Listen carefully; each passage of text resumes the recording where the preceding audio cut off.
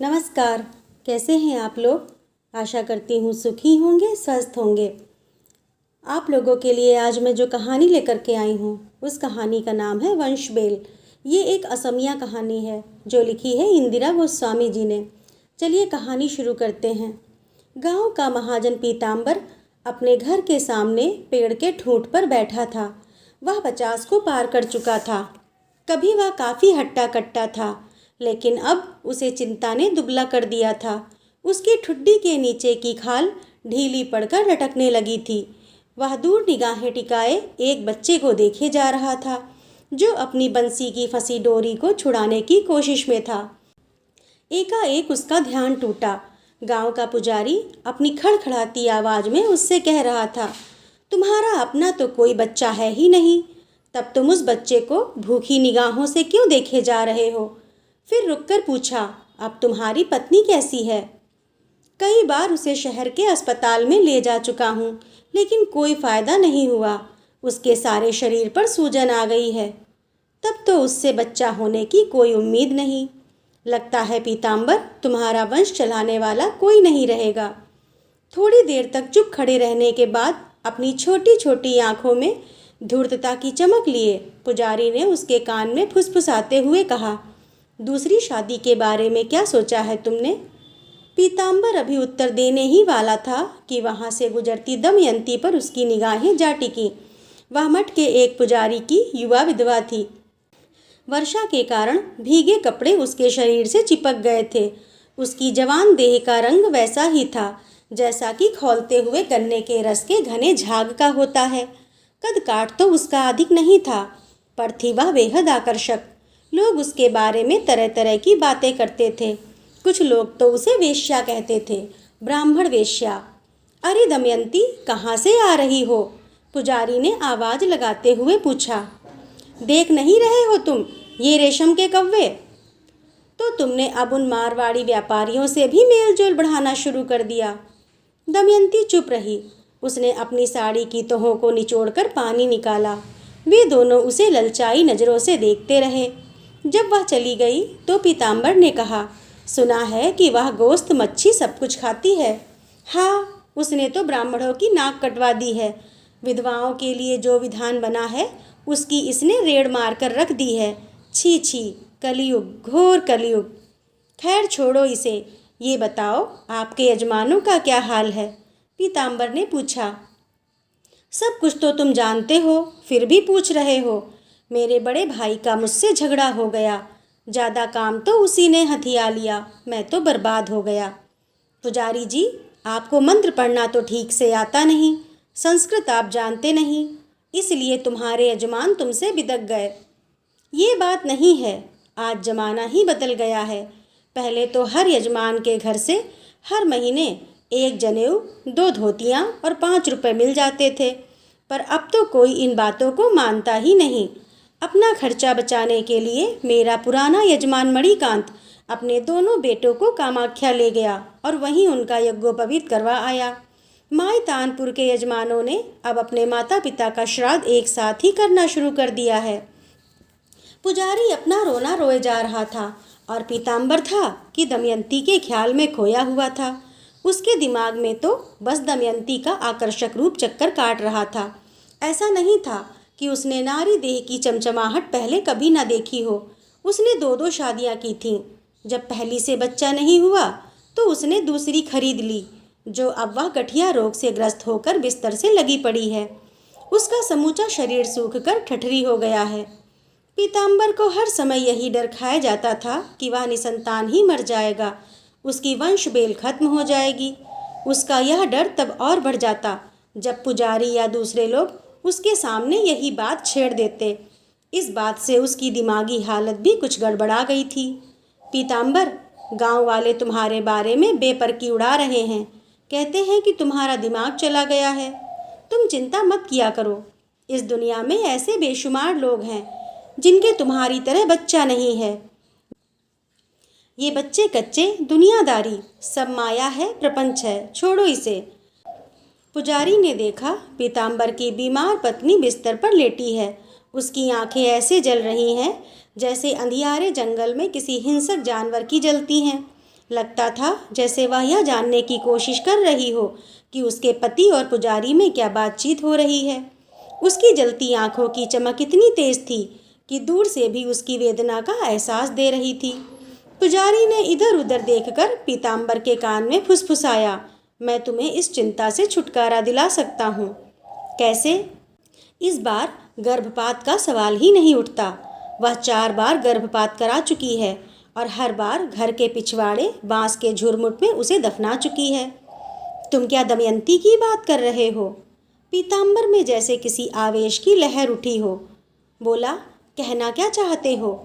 यही कि अगर तुम चाहो तो दमयंती को अपना बना सकते हो। पीताम्बर उठ खड़ा हुआ। उसकी हालत ऐसी हो रही थी जैसे डूबते को तिनके का सहारा मिल गया हो। पुजारी ने उसकी बीमार पत्नी की ओर एक बार फिर देखा। उसकी आंखें पूरी तरह से बंद थीं।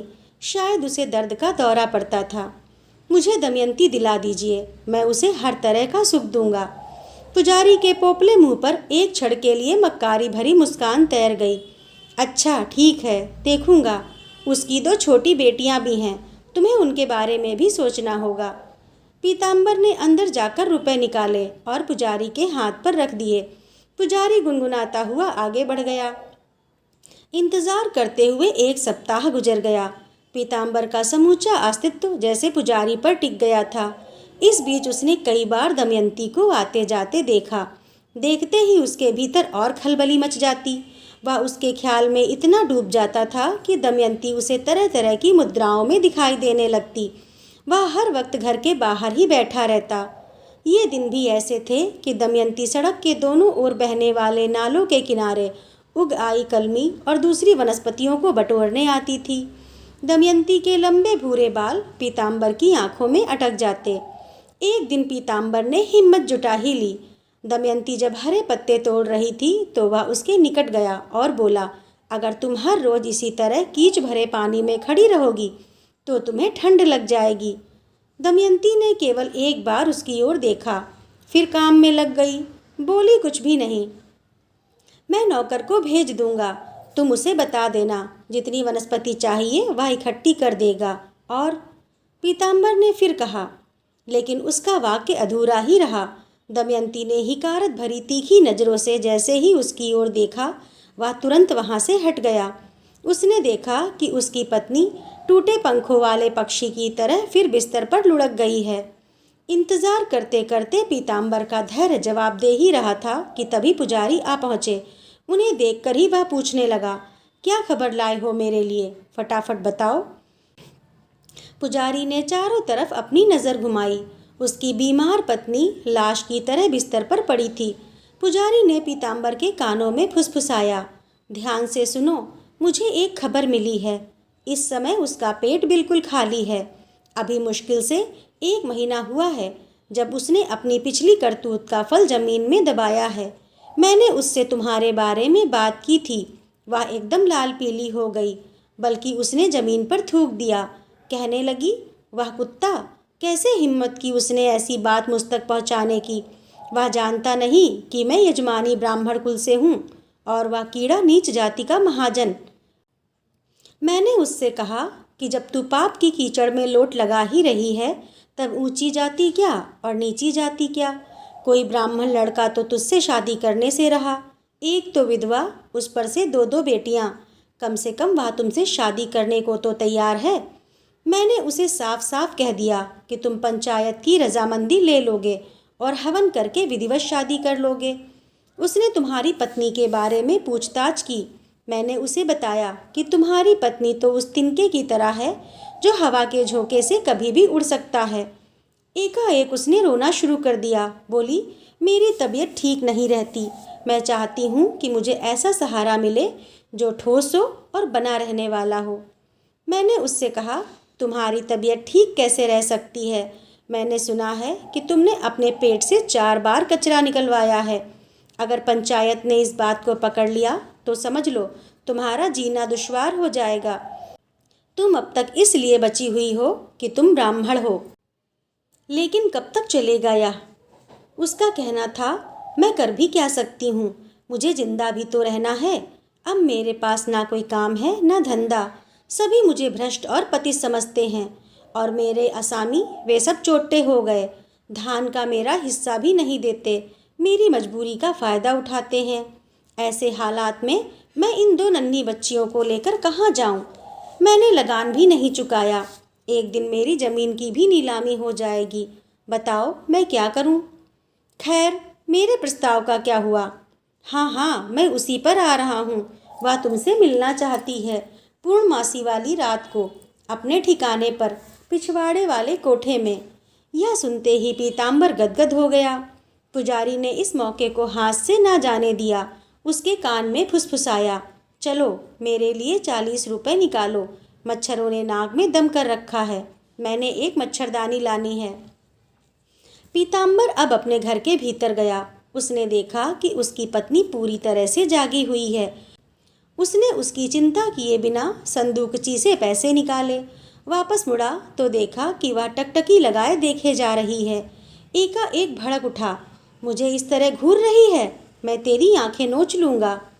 पुजारी ने सुना तो सब कुछ समझ गया और पीताम्बर से पैसे लेते हुए बोला, देखो अगर यह ज़्यादा घूरती हो तो इसे थोड़ी अफीम दे दो। कहकर वह अपने 2 दांतों को दिखाते हुए पोपले मुंह से हंस दिया। फिर संजीदा होकर कहना शुरू किया, लेकिन उस कुतिया को पैसे की बहुत भूख है। अब सब तय हो गया है, तुम अब उसे उसके उसी ठिकाने पर दबोच सकते हो। पीताम्बर ने अपनी पत्नी की ओर एक नज़र डाली। उतनी दूरी से भी वह देख सकता था कि उसके माथे पर पसीने की छोटी छोटी बूंदें चू आई हैं। अगस्त का महीना था, पूर्णमासी की रात। पीताम्बर ने अपने सबसे बढ़िया कपड़े पहने, फिर आईना उठा अपना चेहरा निहारने लगा। चेहरे पर उसे वे झुर्रियाँ दिखाई दीं जो एक दूसरे को काट रही थीं। वह दमयंती के घर की ओर चल पड़ा। रास्ते में साल का घना जंगल पड़ता था। उसका घर जंगल के पार गांव के बाहरी हिस्से में था। एक तरह से यह जगह बहुत ही उपयुक्त थी, क्योंकि दमयंती यहाँ निश्चिंत होकर जो मन में आए वह कर सकती थी। साल के जंगल को पार करते उसे रास्ता काटता गीदड़ों का एक झुंड दिखाई दिया। वह दमयंती के घर के फाटक के पास पहुंचा और चुपके से उसके भीतर हो लिया। एक कमरे में मध्यम सी मिट्टी के तेल की डिबरी जल रही थी। उसने भीतर झांका। दमयंती इंतजार करती पिछवाड़े के कोठे से पीताम्बर की हर गतिविधि देख रही थी। उसने वहीं से पुकारा, अरे इधर, यहाँ। दमयंती कोठे की टूटी हुई दीवार से लगी खड़ी थी। पीताम्बर उसकी आंखों में आंखें डालकर देखने की हिम्मत नहीं जुटा पा रहा था। तभी उसने सुना, वह कह रही थी, पैसे लाए हो? वह स्तब्ध रह गया। उसे उम्मीद नहीं थी कि उसका पहला सवाल पैसा ही होगा। यह रहे, पकड़ो, मेरा जो कुछ है सब तुम्हारा है। पैसे रखते हुए उसने अपनी कमर में खोसा हुआ बटुआ अपने ब्लाउज में रख लिया। अब उसने दिया उठाया और उसे एक कमरे में ले गई। वहाँ एक खटिया पड़ी थी। यह खटिया उसके पति को गोसाई की अंत्येष्टि के समय मिली थी। फूंक मारकर उसने दिया बुझा दिया। 2 माह बीत चुके थे। इसी तरह पीताम्बर को दमयंती के पास आते जाते। पीताम्बर उसके घर से निकला ही था कि दमयंती अलसाती सी कुएं की ओर बढ़ी और वहां नहाने लगी। ठीक उसी समय पुजारी आ पहुंचा और बड़े व्यंग से बोला, उस ब्राह्मण लड़के का संग पाने के बाद तो तुम नहाती नहीं थी, अब क्या हो गया है? दमयंती ने कोई उत्तर नहीं दिया। जानता हूँ पीताम्बर निचली जाति का है, यही बात है ना?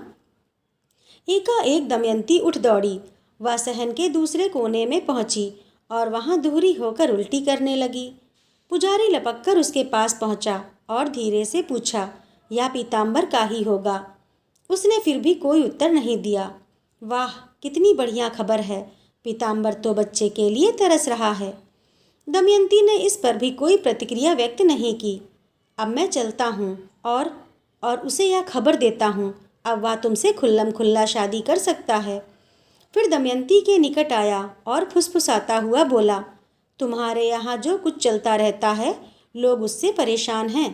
बीच बीच में बात भी होती रहती है कि पंचायत बुलाई जाए। और सुनो। दमयंती ने कुछ नहीं सुना, वह उल्टियाँ करती रही। पुजारी कहता गया, इस सब के बावजूद पीताम्बर तुमसे शादी करने को तैयार है। देखो, मैं इस जनेऊ पर हाथ रखकर कसम खाता हूँ कि अगर इस बार भी तुमने इस बच्चे को गिराया तो तुम नरक की आग में जलोगी। पीताम्बर को सारी खबर सुनाकर पुजारी बोला, अब लगता है तुम्हारा स्वप्न पूरा होने को है। अगर उसने इस बच्चे को ना गिराया तो विश्वास रखो वह तुमसे शादी कर लेगी। पीताम्बर का समूचा शरीर खुशी से थरथराने लगा। क्या यह वाकई सच है? दमयंती के पेट में बच्चा मेरा ही है? होगा। पुजारी झूठ क्यों बोलेगा? मेरा ही बच्चा होगा। देखना कहीं मेरी उम्मीद पर पानी ना फिर जाए। तुम जानते ही हो, यदि यह बच्चा गिर गया तो मेरी वंशबेल को आगे बढ़ाने वाला कोई नहीं रहेगा। अब तो दमयंती की मुट्ठी में ही मेरी जान है। तुम चिंता मत करो, जैसे एक गिद्ध लाश की चौकसी करता है, मैं भी उसी तरह दमयंती की चौकसी करूँगा। साथ ही उस बुढ़िया दाई को भी चेतावनी दे दूँगा कि बच्चा गिराने के लिए वह इसे कोई उल्टी सीधी जड़ी बूटी ना दे। लेकिन खेल सारा पैसे का है, इसके लिए मुझे ढेर सारी रकम चाहिए। रकम लेने के लिए पीताम्बर घर में दाखिल हुआ। उसे फिर बीमार पत्नी की छेदती पत्थर हुई आंखों का सामना करना पड़ा। उन आंखों में लाक्षण का भाव था, चाहे उसके लिए हो या पुजारी के लिए।